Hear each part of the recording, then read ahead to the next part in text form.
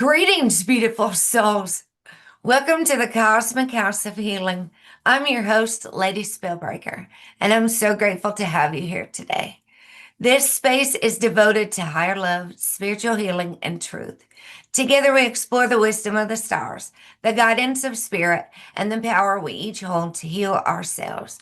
Today, we are joined by a very special guest, the one and only Kim Lovelace, creator of RaStar13 True Live Sky, using a 13 sign, 13 house astrology system. She is here to share her journey, her wisdom, and her vision for a true sky approach to astrology that brings deeper healing and understanding for all of us. So let's take a deep breath together and step into this cosmic conversation. Greetings, Kim. Thank Oh, you so much for being with us today. I know we have a lot of curious people here to learn about your unique system. So let's get right into this. How did you first get interested in astrology? um, it's a funny one, really, because I grew up with astrology. My grandfather was an astrologer, a Western astrologer, but I wasn't personally ever interested in astrology. I used to be a tarot reader and I worked around spiritualist churches doing mediumship and healing and stuff like that. But all the mediums and readers that I met along the way always said to me, you're going to be an astrologer. This is not the path for you. Tarot readings, mediumship, you've got the gift, but it's not the path you're going to take. You're going to be an astrologer. And I was like, oh no, it's too much hard work. It's like I kind of dipped into it in and out of it. And for a while, I actually did horoscopes for a local history website. And for a spiritual magazine, I was part editor of. And, I just really couldn't get my head in it. I just really couldn't do it. And, but when I was 16 years old, I remember it came on the news about this 13th star sign when I was about 16 years old. It was in the late, either 79 or 1980. And I was absolutely fascinated, but it was known back then as Serpentarius. But this is when Walter Berg first brought this star sign to light, but I never ever heard anything more about it. So it always stuck in my head about this 13th star sign, and that's what got me interested in astronomy. But I never really knew what to look for. I could never remember the name of it. And then, I had a friend, we ran a shop together, and she always said to me, no, you're going to be an astrologer and it's going to involve a 13th star sign. And then it kind of triggered something, and I thought, this 13th star sign again. And so when the internet came about, I did always try and search it, especially when Google came about. Every once in a blue moon, I'd just tap in 13 star sign astrology. And I think it showed up once in 2011, and then it showed up again in 2013. In 2011, I couldn't get a lot of information, but in 2013, that's when I met Eric Saligson, and he done me a chart, and then we started to converse, and we ended up partnering up on his Siderealist website. So it's been since then, really, that I've been learning 13 star sign astrology and then developing the 13 house system. And it's just been all go since then. But I mean, for the first 3 years, we was working with the 12 house system because that's all that was available. So that's why we decided to design our own chart wheel. So, and that came about in 2018. That is very fascinating. And actually, your sun falls in ophiuchus, does it not? Yeah, I mean, that's what captured my interest when I was 16, because they gave the dates of when this star sign was in effect. I thought, oh, you know, my birthday's the 4th of December. And so I was quite, because I never actually ever felt like a Sagittarius. You know, I never felt, I felt luck was on my side. I mean, I was lucky I could get out scrapes and, I knew how to be in the shadows sort of thing. I could be unseen when I wanted to be. But I never felt like that Sagittarian like energy of like happy-go-lucky or just never felt it. But I experienced a lot of Sagittarian energy when my son was progressing through Sagittarius from the age of 16. So I got to travel, I got to experience a lot of the Sagittarian stuff. But in my identity, I definitely didn't feel like Sagittarius. Then I got into Sidereal, which made me a Scorpio, but I didn't really relate to that either. So when I found out that about ophiuchus and what ophiuchus represented, it just absolutely resonated with me completely. That is good. It resonated. It resonated deeply. I'm actually sharing Eric Seligsson's link right now to your website. Yeah. Because that Neptune in Ophiuchus just got me because my Neptune's in Ophiuchus and the soul singer like resonated so deeply with me. So I'm very, very pleased that you two ended up together. I think that's actually how I first emailed you, was asking if you knew anything about Neptune and Ophiuchus, and you gave me, because the link to his site where I used to find it had vanished, but you had managed to save it. His I was fully aware that his site, because, after he passed, his sons tried desperately to try and find the password for it and to keep it going because they was asking me if I would still contribute to the website, and I would more than happily do that. But there was a lot of problems with it, and it was being hacked a lot. A lot of people, yeah, I don't know who was hacking it, but I knew that eventually I had to save his work. And then I asked his sons for their permission if I could publish his work on my website. And obviously they agreed to that. So I managed to save a lot of his work. And, I'm really glad that I took the initiative to do that. That's Yeah. good because it's very valuable wisdom. It Yeah. is, I think. Yeah. It's a I lot of think work. the two of you together made that amazing. Sorry. Thank you. You're welcome. So that covered our first little section here. So next question is, you created your own 13 house system. Could you explain how that came about? Yeah, I mean, me and Eric had always felt there should be a 13 house system. And, astronomically, I had to get my head around it as well because, not only did we need a 13 house system, but we also needed the first house to represent this day and age. And, the chart wheel, the first house is normally defined by the age we are living in, and it's by the degree, the sun rises on the March equinox. And at present, the sun rises at 8 degrees in Pisces. So we knew that's where the first house had to start, around about that area. I think it's around about 5 degrees it starts because it's got to be from the Earth's perspective. So that's why the chart wheel's actually kind of just it's not just it's kind of more 3D to look at. So Eric actually designed the chart wheel for me, and Astro App agreed to draw up this 13 house chart wheel for us. And Gene at Astro App is fantastic. He's been very, very helpful in promoting 13 star sign astrology and the 13 house system. And yeah, I think it was September 2018, we finally got the chart wheel up and running. But then it took a few years for me to get my own head around the chart wheel and for it to make sense and to kind of establish my own kind of way of doing things with astrology, what like with the progressions and the Black Moon Lilith and my interest in it. I really wanted to work with what I felt comfortable with.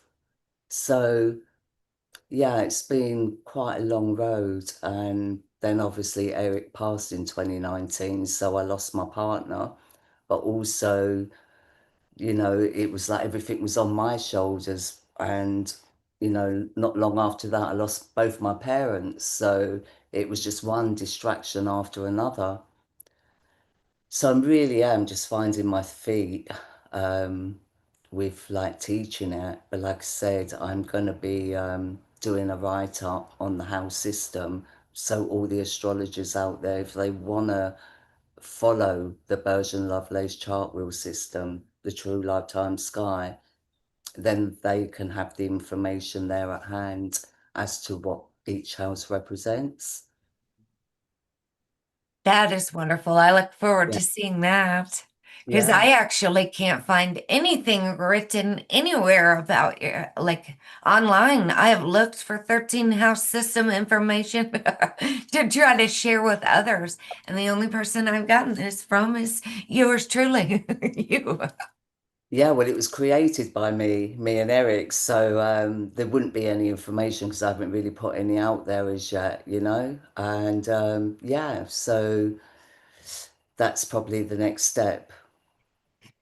I'm looking forward to that because I think it's important that we're, as right now, actually, we're in the autumn equinox, as equally important as we're going into this season is where the sun is accurately to be with the true live sky.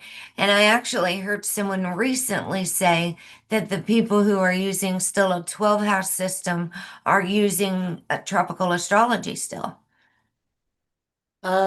Well, yeah, basically, because the 12 house system is really technically associated with 12 sign astrology. And, I think a lot of 13 star sign astrologers, they were using Ophiuchus and Scorpio as the same house. And the thing with that is like they're two half brothers, Scorpio and Ophiuchus are half brothers, but very, very different from each other. But whereas Scorpio represents death, Ophiuchus actually represents rebirth. So they do go hand in hand, but totally different sides of the fence. Yes, and so Ophiuchus is house 10 in your chart, right? Yeah, In your yeah, house system. yeah. That's what I got. All right. So that covered just a few of our questions. Um, and you went through that. So can you walk us through the symbolism behind including Ophiuchus as the 10th house ruler? Because that would change Capricorn as being the midheaven, right? That would change. Yeah, well, yeah, I mean, the midheaven can float between the eighth, ninth house to 11th or even 12th house. So it can fall anywhere in those areas because mine's not fixed. Mine literally falls where it should be on that particular day of date, time, location. So, yeah, I mean, the 12th house, Saturn rules the 12th house, but Saturn is more the executive.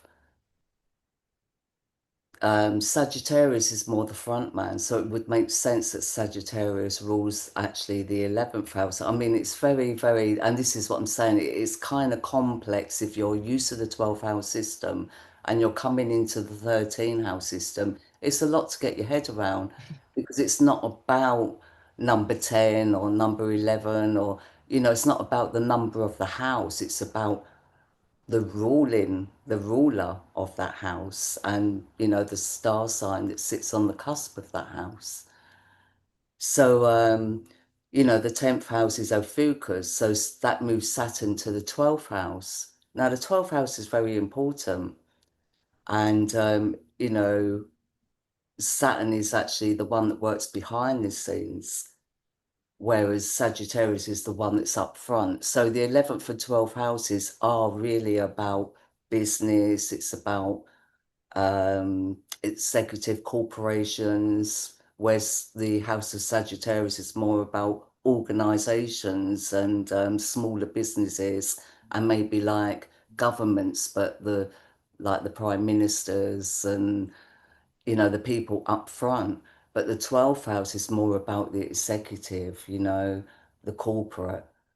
Um, it's just kind of like the pen pushers, ones that makes the rules and regulations.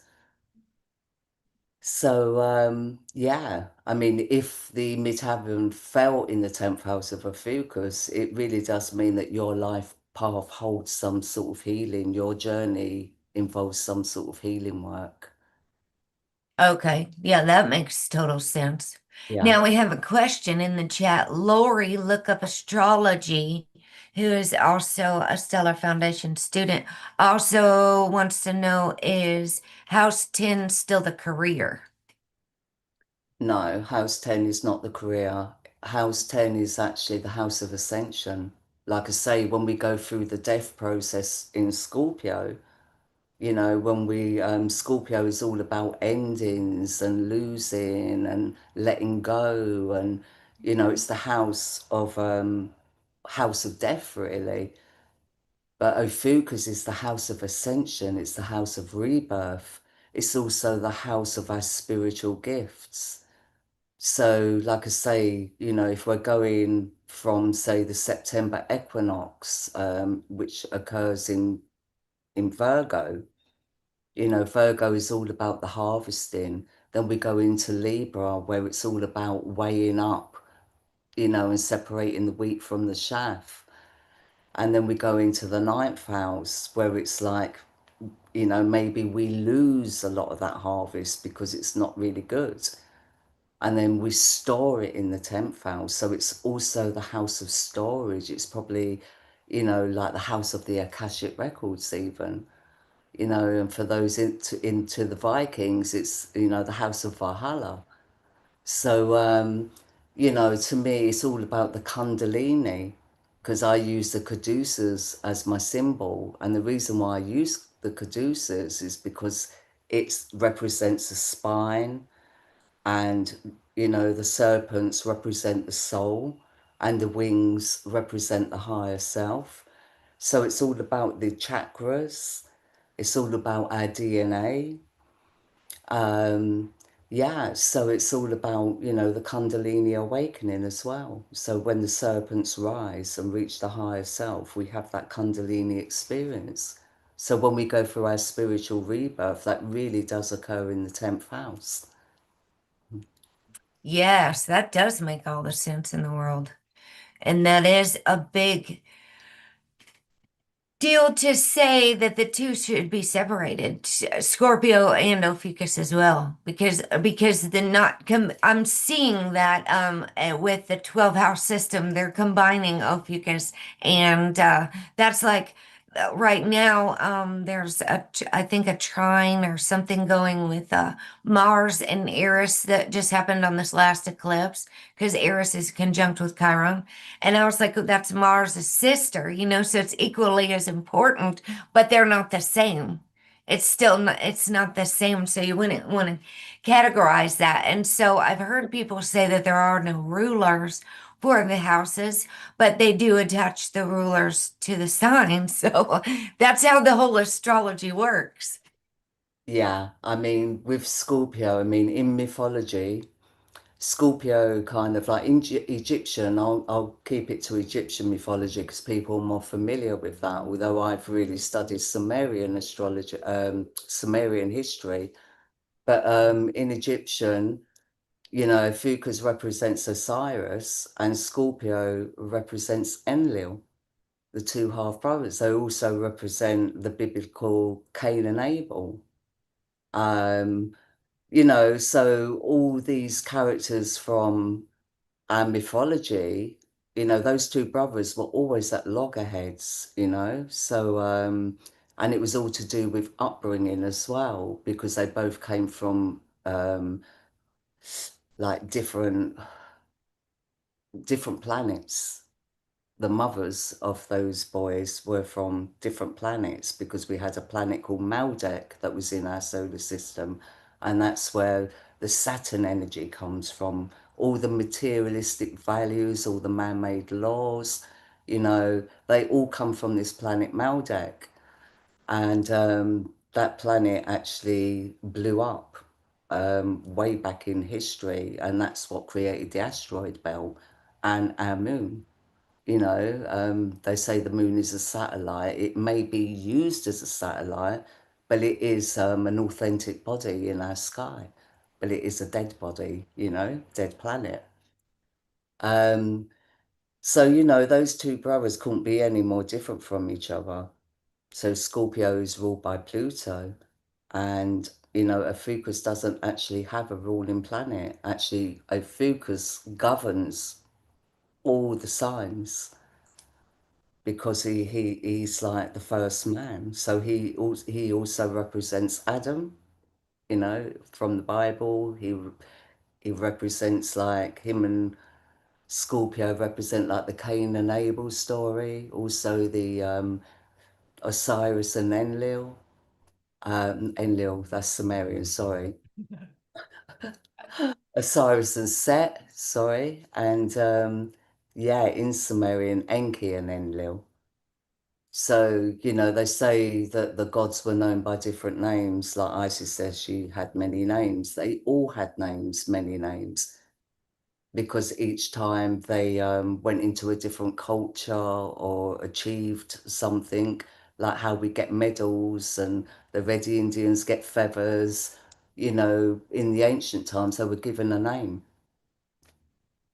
Yes, and it's all been changed throughout every religion all over the world, and it's all goes back to the same. It's very interesting that almost everywhere that I've found information on Ophiuchus came back to the masculines, but Eric Seligson talks about Ophiuchus as the feminine. Yeah, because like he went back in time, but he went back to Isis. Um, so he considers Ophiuchus to be Isis because Isis did take the throne after Osiris died, and but she really is the ruler of Virgo. So Ophiuchus is actually a masculine, but he's a feminine when it comes to spiritual energy. So his mother was, a serpent being who were the original inhabitants of former Earth, which was called Tiamat. So, Ophiuchus was like half Maldecan, half Tiamatan. He was the first of his kind. And, his father was Saturn. Well, Saturn was the king of Maldek. And he had his second son, Set, from his Maldecan wife. So, it's all intertwined. And I've said back from 2020, I will be writing a book about it, and I will be. Every time I try and sit down and get it going, I get distracted. So I know it's not the right time. But, I try and put little bits of information out when I'm doing my astrological readings because people really want to know about it. But yeah, I mean, because I feel with the characteristics of each star sign, I think it's important to understand the mythology of each and every one of them to give you a better insight and a better understanding of how that energy works. So, yeah, I'm completely off track now. No, I think you're doing good in we're touching key points, which is important because I say things like Jupiter used to rule Pisces. So Jupiter was given to a fiery Sagittarius, which I guess takes on a whole new energy. Then even on the Kabbalah, on the Tree of Life, Jupiter is on the feminine side. So on the feminine pillar, which is related to more of a water energy than fire. And so that I love listening to your teachings because when you do your charts and you share the information, it helps us get a deeper understanding on the history of it, and not just the modern day workings of Saturn. Saturn was actually the lord of agriculture in the Babylonian and healing. And so it's taken like try to demonize things maybe through the Saturn cube, and they talk about Saturn and Mecca. And so they've attached all these negative traits and I'm a Capricorn rising. So when they talk about the devil card in tarot and things and Capricorns, I try not to take it personally, but it's more, you could embrace the healing part of it. Well, no, definitely. I mean, because I even talk about that as well, because Saturn, what happened with Saturn, he was the king of Maldek, and because he had this affair with this serpent woman and bore a son from her, it was a big embarrassment to his wife, the queen on Maldek. It was good because the Tiamatans were considered lower class people because they lived a very simple life. They weren't materialistic, they were healers. They lived off the earth, off Tiamat at the time, former earth. And that's why, the Scorpio grew up very bitter because of his mother's teachings, because of his mother's pain, and yeah, he grew up really resenting his brother. I mean, he ended up murdering his brother. Do you know what I mean? So yeah, it's again gone off track. Gosh, that almost sounds like that just reminded me of like Jesus and Judas. If it was like if Judas, if you follow a different line that I followed once upon a time, Judas is actually Jesus's brother, and so who is the one who turned his brother in because he was be jealous of his brother having the healing gift? Yeah. I mean, I think the reason why I go off track is because I've got so many different cultural stories running through my mind. And that's why I have to put it down on paper and I can't do videos because I start getting mixed up with all different cultures and Yeah. it's all the same story, but putting it across to people in a way where they can grasp it and understand it and not think, hold on, you was just talking about Enki 1 minute and now it's Osiris. Do you know what I mean? Yeah, and it can get confusing with all of their names and how everything changes. Because Yeah. I think Isis is her Greek name, so Aset is the Egyptian name. You just went to Egypt not long ago, didn't you?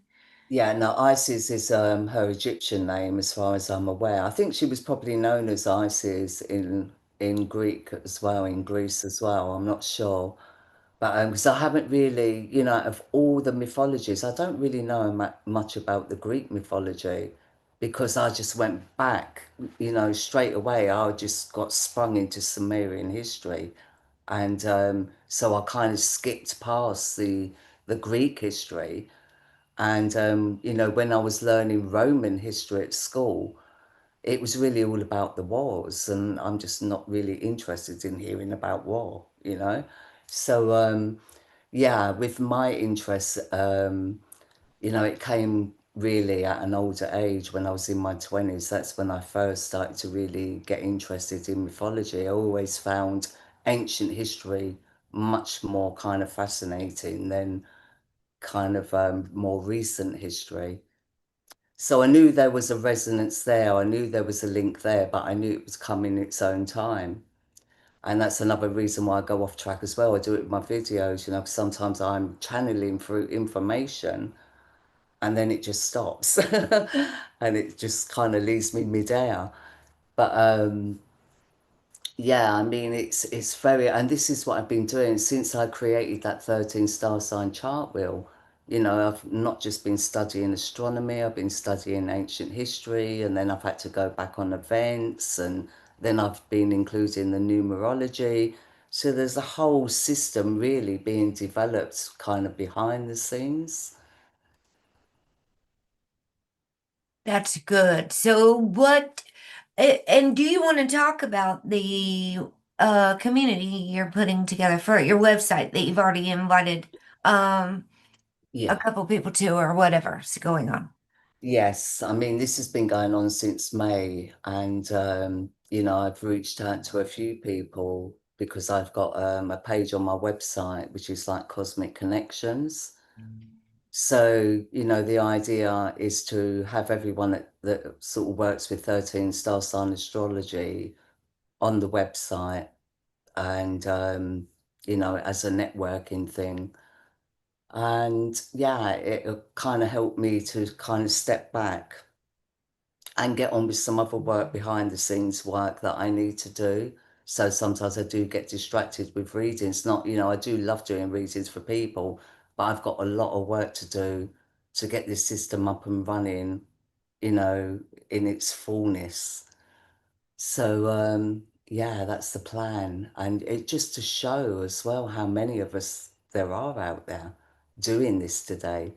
Because when I first started, it was just like I said, it was just like about four of us doing it. So, now we've got a whole community and, I just want to share that. I get a lot of traffic in my through my website. So, and I've got a lot of information on my website. I've still got my own information to actually put up. So I've got a bit of Waterberg's history. I've got Eric Seligsson's work, a lot of his work. And, there's bits and pieces of my work up there, but I really need to get on and get some work of my own done to put up for the chart wheel and stuff like that. Oh, and that's what we was talking about, like with Eric, him sort of like more into the feminine side of ophiuchus. So he went back to the time of Isis, but I've taken it back even further to to the first man, so to the actual serpent community. But it doesn't mean that his work's not valid. It's very much valid because the time he's talking about was, when all the power plays started to come in, all the man-made systems and stuff like that. Yeah. I like both of your visions. And I like how you're carrying his work on, so to speak, keeping his work alive too, and how you've integrated it into your website. I think it's really awesome because there's a whole bunch of people that have joined the 13 sign astrology groups. And so the community has grown. I was trying to think that when you were saying Ophiuchus was coming into your line of vision more in 2011, 2013. Mm. um, that's probably when I finally maybe started accepting it. When it was popping up into my life because I didn't want to be an Aries. So,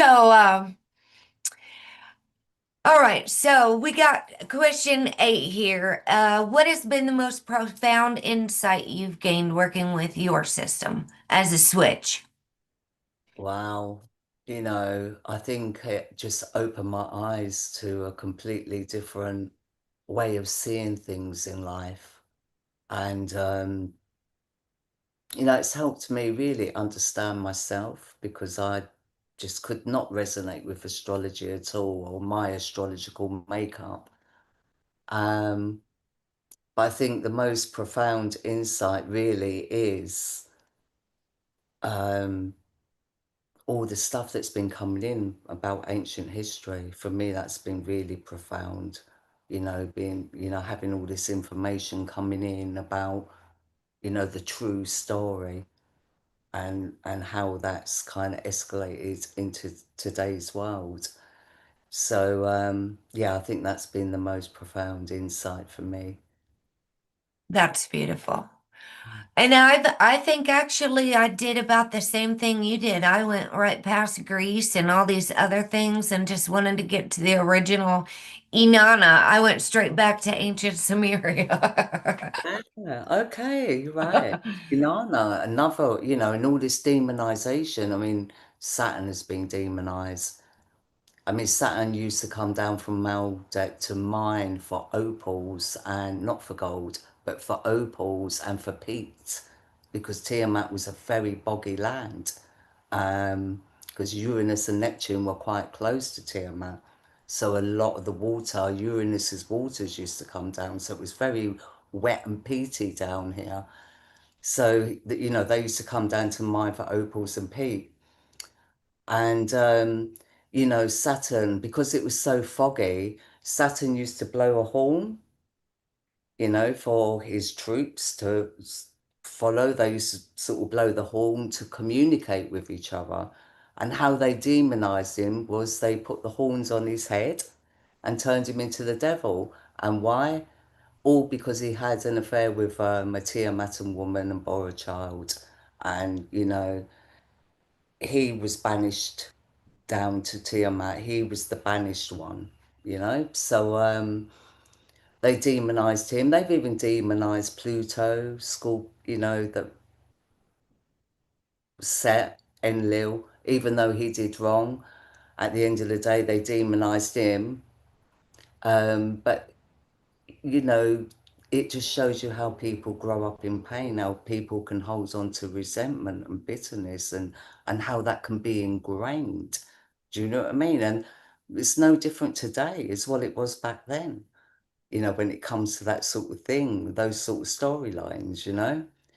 But Lilith, Inanna, she's been the most demonized out of them all. She's been accused of being a child eater, a man seducer. I mean, if any woman has been demonized, it has been Lilith. And she was Queen Inanna. She was married to, in Sumeria, she was married to Enlil. So, but she was also the twin sister of Isis in Egyptian. So in Egyptian, Lilith, Inanna, was known as Nephis, Isis's twin sister. So what happened was, Saturn, King Anu, he arranged, it was arranged marriages on Maldek. You didn't get to choose your partner. It was arranged marriages.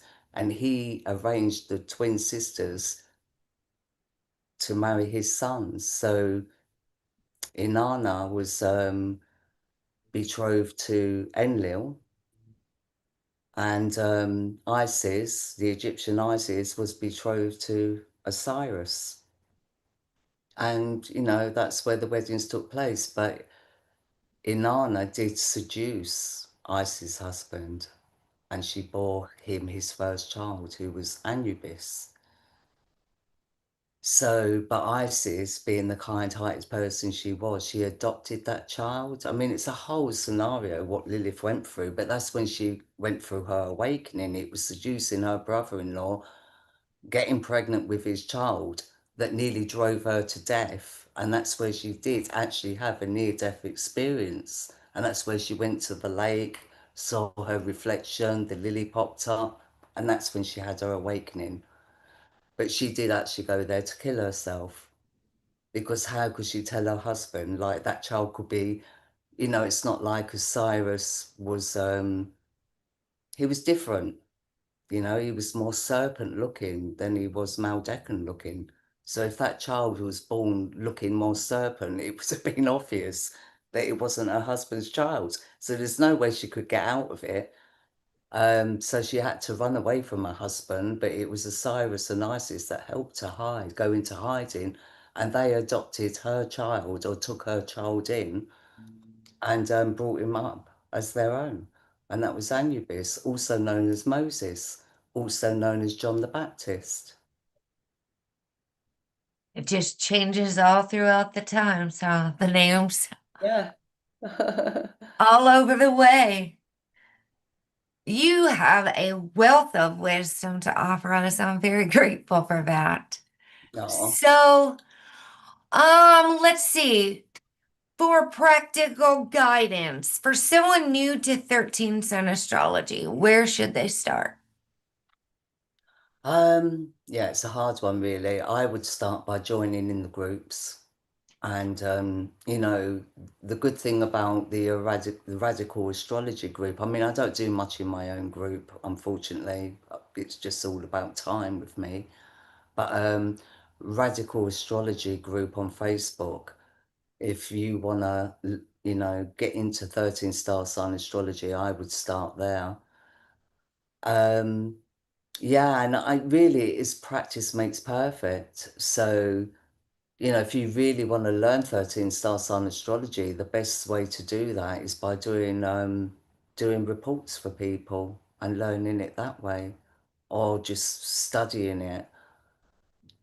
But radical astrology is really good. You can ask questions there, and there's always someone that's happy to answer. If you want to know anything about the 13 house system, you're more than welcome to email me. Um, but really, wait for me to do that write-up, because I will put it up on my website so everyone has access to it. And yeah, I mean, I've got someone waiting on me now for classes, but again, it's all about timing, because she lives in Australia as well. So, it's quite a big time difference. So it's trying to get our heads around that one. Oh, yeah, that is a big time difference. I think they're like tw 14 hours ahead of me. So it's like a whole nother day and a half or I don't know. No, not, yeah, I think it's 14 hours, not a day and a half, but it seems like it's a day and a half. It might be. So I'm really looking forward to the information on the 13 houses coming. I know you've had a lot going on too, but um, I think you have great wisdom to share with everyone.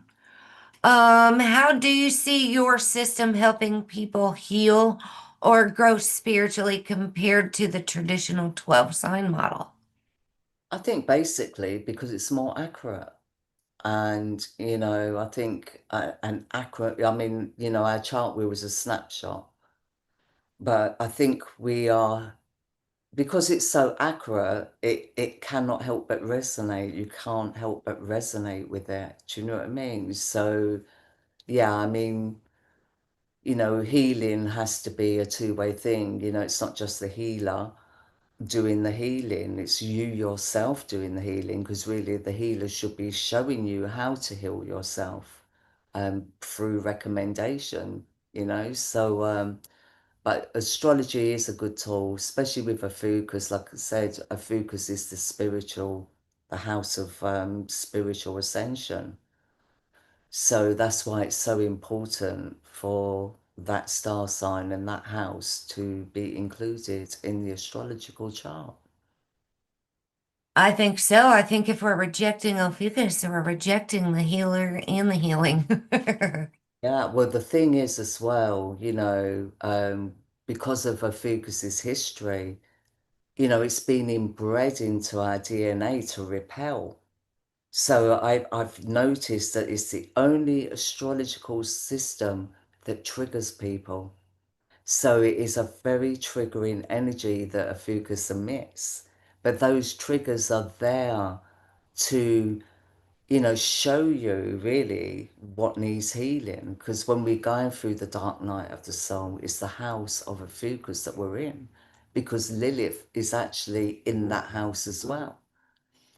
As is Isis. So Nephis and Isis are co-rulers of that house alongside Osiris. So it's a triple fold energy. And also there's this this spiritual umbilical cord that goes from the house of Ophiuchus into the house of Aquarius, because Aquarius is Ophiuchus's mother. She was the original serpent being. She was called Nama, and she is the mother of Osiris Enki. Nama, she's actually from Sumerian times, but she was a high priestess of the serpents. So that is where the feminine energy comes from, because she was a healer and she taught him so much. That's where he gets his feminine energy from, is from his mother. She was very loving, very unconditionally loving. But she was an amazing healer. That is beautiful and a good piece of history as well, because it can get confusing. Even I couldn't find, it just came to me another question, because I originally asked you who was like the planetary ruler of Ophiuchus, and you had said Jupiter and then also the Earth itself. And lately I have seen Chiron as the ruler. So what do you think of the wounded healer as being the ruler? Well, I think, Chiron, when Chiron's stepping out of ophiuchus into Sagittarius, that is where the healer is. So he was a centaur, Chiron. So, and Sagittarian actually is the son of ophiuchus. And he's like the Jesus character. So he was because, with the Caduceus was Osiris's symbol, his original symbol.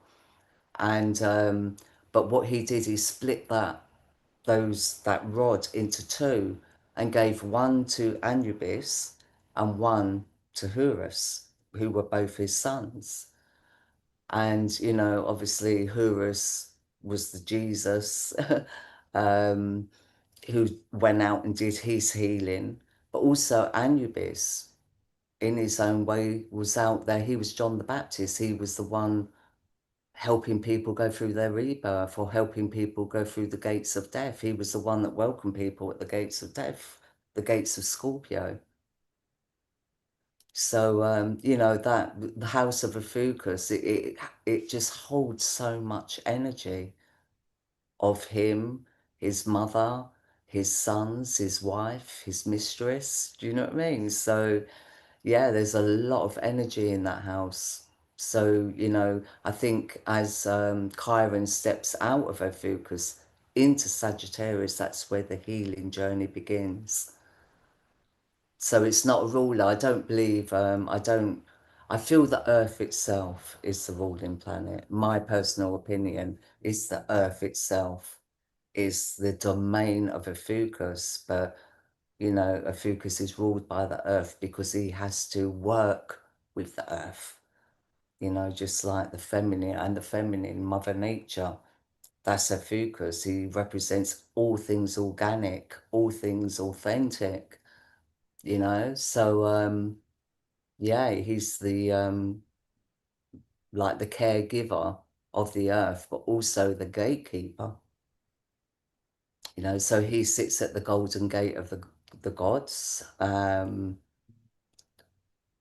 and just before you get into the galactic center, do you know what I mean? So the galactic center does start around 5 degrees Sagittarius. Yeah. And have you seen that comet, Three-Eye Atlas everybody's talking about? There's actually a couple comets right now, another one named Swan. It actually originated at the galactic center in Ophiuchus, this comet did, and it's going to the other end of the galactic center at Orion. So that's when it's going to disappear from sight. It's kind of interesting that it would start there in Ophiuchus. Well, actually, I read astronomically, it was Sagittarius. Oh, okay. Sagittarius does sit right on top of the galactic center, and like the first part of Sagittarius does sit on top of, Ophiuchus is the gateway to the galactic center. Mhm. Like Cancer is the gateway to the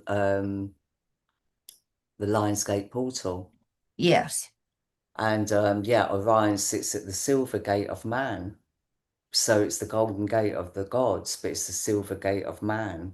So, it's coming through the gods, the entrance into man's domain.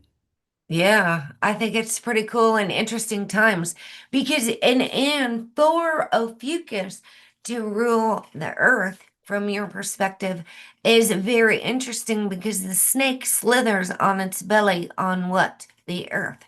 The snake is actually completely grounded and connected to that amazing earth healing energy at all times wherever it goes. If it is the earth. Yeah, I mean, the snake is venomous, but its venom can also be used as medicine. So, and that is, like the Efukan kind of energy. But, yeah, as with the snakes and that and the serpents, again, snakes get demonized, don't they? Like the black cat and the number 13. It's very rare you'll find a building with a 13th floor. It's like, come on now, So yeah, it's been very throughout history.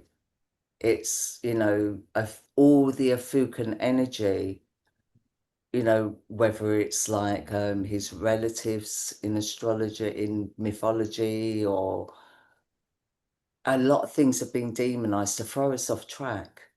And Eric was one to sort of say it was all deliberate.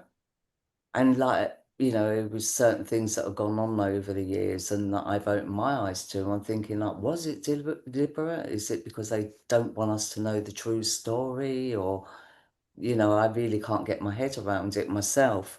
So someone's got to tell the true story. And I think, all us 13 star sign astrologers out there, yeah, I think we've all got something important to part information-wise with people.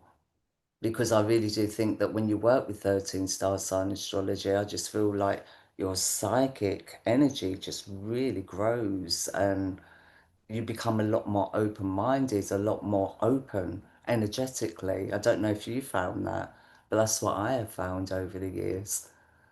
Yes, I actually believe you and I had talked about this because after Eric transitioned, which is about, you said 2019? Is Yeah. that when? Okay, Kayla, my daughter, was 2020, and I started getting just a downpouring of all this astrological information from matching full moons on her birthday, on my birthday, like telling me that this is where I need to be paying attention and going. And it's been abundant with the ophiuchus information. Like even finding you, I was using your chart before I even met you. So and it was honestly right after you published it, after you just told me the date of getting it on Astrolab. I started like Capricorn Prometheus free website that was free for anyone to use just went down, and I found Astrolab within a few months so I could do my moon charts because I Mm. do moon readings. And so, yeah, I think I told Michael Hartigan, Uma Stellar from One Sky Astrology, that I think we're gonna have to get a little louder. Some of us, especially you guys that have a lot of wisdom, you guys might have to get up and get louder. Yeah, I mean, I've come across some very kind of like you just can't get through to some people. But I always say, from when the seed is planted, you've done your job, So, I'd rather just walk away and just leave that. You just think about that one. So, Yes, yeah. that's good. So, do you think 13 Sun astrology will become more widely accepted in the future? Oh, definitely. It's growing, and I feel, it's been unleashed now, and it can only grow and grow and grow. So, yeah, I think it will, definitely. Well, That's look at today. I mean, compared to when I first started out, like I said, there was only four of us, and this is like 12 years later, and, it's a growing community. So, yeah, definitely. That's good. I think people are coming together. I think that, like, honestly, biblically, it does say that the day the sun turns black and the moon blood red, I will pour out my spirit. So it's almost like the downloads that light workers and all of us are getting during these times, and then we're taking the time of introspection during these eclipses and things. So like almost like Spirit is pouring down this energy for us the day the sun goes black and the moon blood red. It's written in prophecy in the Bible and in other prophecies, I'm sure all over the world, that this awakening that's coming for us. So you give a valuable wisdom on self-care and things, salt baths and things to use when you're doing your readings, how we can take care of self-care during these times, which is appreciated.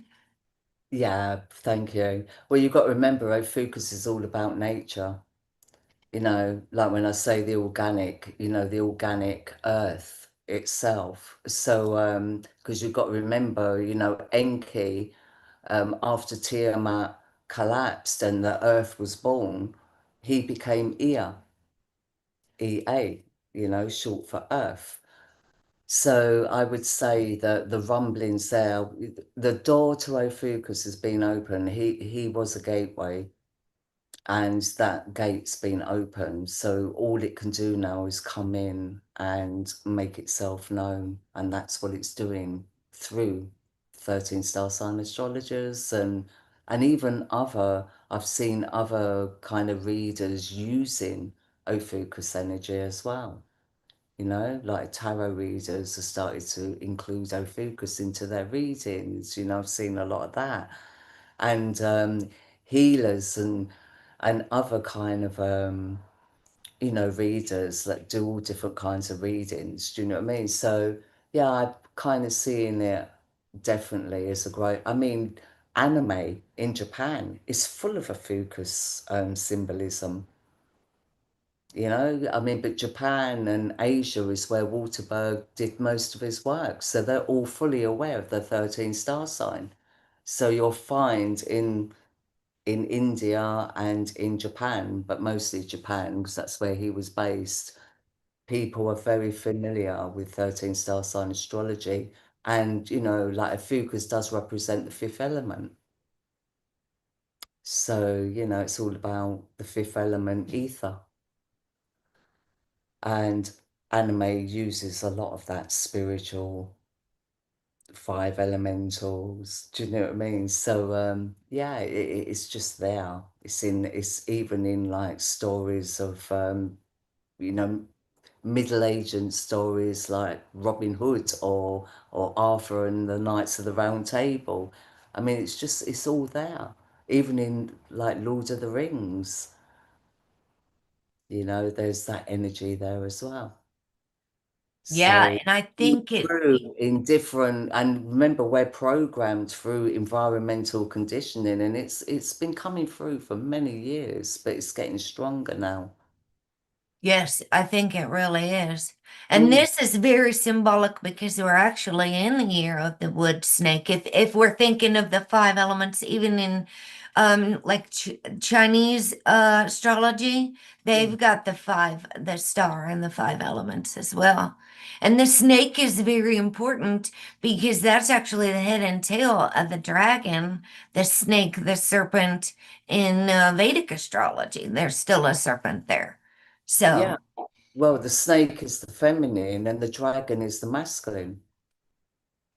And that's the two elements of a focus. That's the masculine and feminine of a focus. And also like a focus being, the ruler of the 10th house. It's the masculine and feminine again, the one and the zero, you that know? resonates with me because I'm a life path 10 or 1.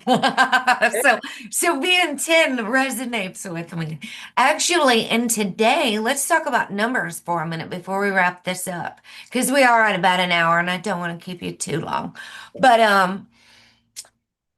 numerology, you want to share some wisdom about the number 9? Because today in my time zone, it's still 999 being 918, and we're in the year of 9. Wow, yeah, In the year of the snake. yeah.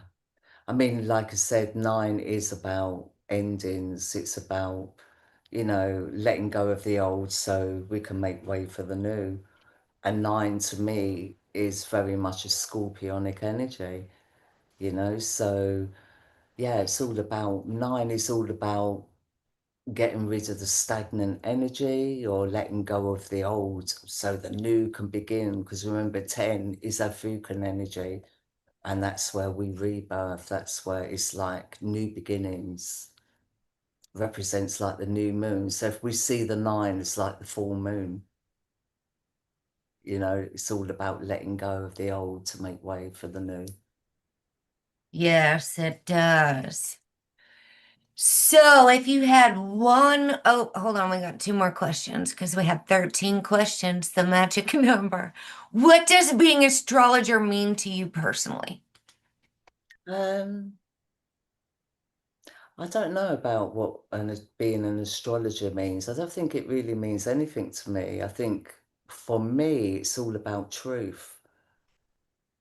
And I think, learning about 13 star sign astrology, the passion that I felt for it and the resonance. And, it's just like really for me, it's about getting people to kind of realize the truth and the reality of the planets in the solar system. So it's very much to me, it's like I'm very, very fascinated with astronomy.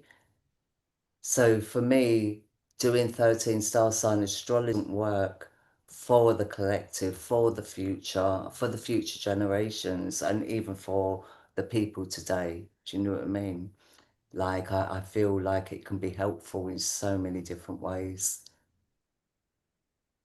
Yeah, and as long as we're using the real sky locations. Yeah, it's just being like, just realistic. It's just like, it's the true lifetime. That's why I named it the True Lifetime Sky. Yeah. Yes, absolutely. So if you had one message to share with those waking up to the true sky now, what would it be? Yeah, sending you all much love and like thank you because yeah, it gladdens my heart to see people really interested and wanting to learn this. So I'm just really grateful, really, that people are coming on board and developing that interest. It just means a lot. Well, thank you. We're going to wrap this up now. We're right at our 1 hour. So that worked out perfect and we did great. A Brilliant. heartfelt thank you to our guest, Kim Lovelace, RaStar13 True Live Sky, for sharing such powerful insights and truths from the stars. Thank you all so much for joining us in the Cosmic House of Healing today. If you felt a spark of resonance in this conversation, please remember to like, share, and subscribe so more beautiful souls can find their way to this healing space. Until we meet again, keep shining, keep trusting the true sky above you, and keep walking in higher love. I am Lady Spellbreaker, and this has been the Cosmic House of Healing. Peace. Much love. All right, we're going to end. Whoops. We can stop streaming at least. Oh, sorry, All girl. right, we did it. Is there? Yeah, we're not live anymore. So that was good. We did great. I'm really